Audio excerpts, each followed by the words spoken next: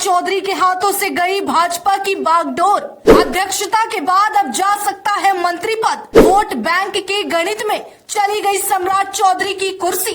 सम्राट चौधरी की जिम्मेदारी और साथ ही कार्यभार नए हाथों में सौंपा गया और इसी तरह से बिहार भाजपा के नए अध्यक्ष दिलीप जायसवाल को बनाया गया। दरअसल बिहार की राजनीति में होने वाले फेरबदल की खबर सभी को चौकन्ना कर देती है। बिहार में विधानसभा चुनाव नजदीक आ रहे हैं। ऐसे में बिहार की डबल इंजन सरकार में से किसी एक पार्टी में थोड़ी सी सुगबुगाहट बड़ी हलचल पैदा कर सकती है।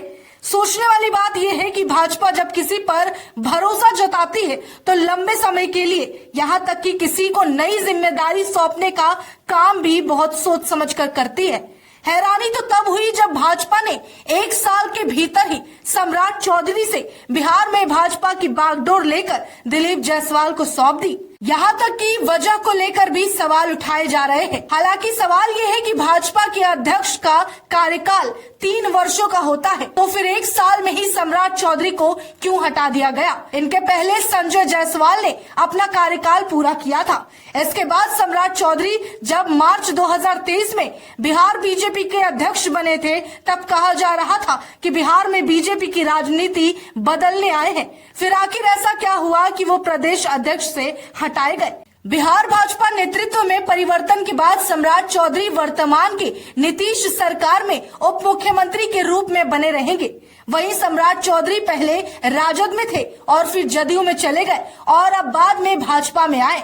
यहाँ उन्हें उम्मीद से बढ़कर सब कुछ दिया गया और बिहार भाजपा संगठन के शीर्ष तक पहुंचाया गया। हालांकि सवाल ये पूछा जा रहा है कि ऐसा क्या हुआ जो अचानक उन्हें हटा दिया गया। वहीं जानकार कहते हैं कि लोकसभा चुनाव के नतीजों में बिहार और कुशवाहा वोट बैंक में विपक्ष की सेंधमारी ने सम्राट चौधरी के लिए भाजपा के सामने मुश्किल खड़ी कर दी। वहीं जानकार ये भी कहते हैं कि वैश्य समाज हमेशा से भाजपा का कोर वोटर रहा है। हाल के दिनों में जीएसटी जैसी नीतियों से नाराजगी के बाद भी व्यवसायी समाज भाजपा के साथ खड़ा रहा। लेकिन जिस राजनीतिक दृष्टि से राजद की राजनीति आगे बढ़ रही है और तेजस्वी यादव लगातार A to Z यानी कि सर्व समाज की राजनीति की बात कर रहे हैं, इसमें भाजपा को सोचने पर विवश कर दिया।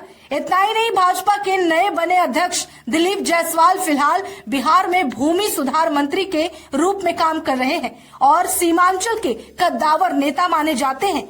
फिलहाल वो विधान परिषद के सदस्य हैं, इसलिए सम्राट चौधरी की तुलना में उनके पास संगठन के लिए पर्याप्त समय भी रहेगा, जिससे भाजपा आगामी विधानसभा चुनाव में बेहतर प्रदर्शन कर सकेगी।